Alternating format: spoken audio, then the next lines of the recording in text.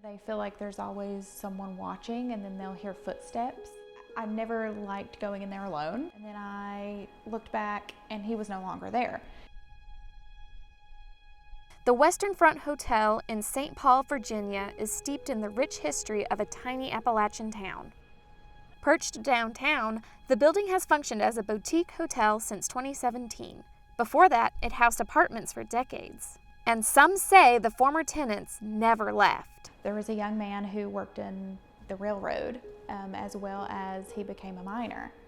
So when he was in the mines, he ended up with black lung, and he passed away between the ages of, I think, 30 and 35. Events manager Kelsey King said guests and staff report seeing a man wearing a trench coat and a top hat. Sometimes they see him looking out of the window of the game room.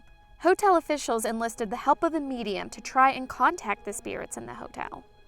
I had several people say that when they stay in this room, it's like, even though we're alone, it's like there's somebody in here with us.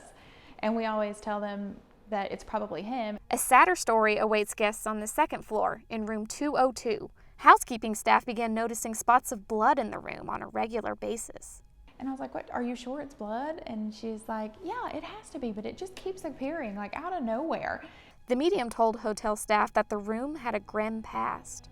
She was like, "Has anyone ever had any experiences in 202? And the previous general manager was like, "Yeah, actually they have." And she was like, "Did it have anything to do with gore or blood?" And she was like, "Actually, yes, it did." And she was like, "Someone actually, unfortunately, I don't know the whole circumstance, but I get a sense of suicide in this room." Some of the spirits like to cause trouble. King said servers of the hotel's restaurant approached her with a story about a serving tray seemingly moving on its own.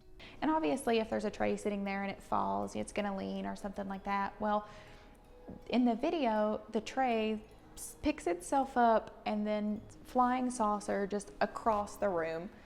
Staff call him the Hotel Menace, a man who may have frequented the building's former liquor store.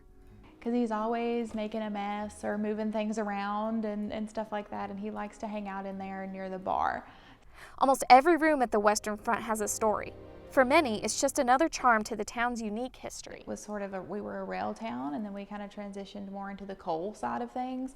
So we've always had a working class group of individuals who lived in this town.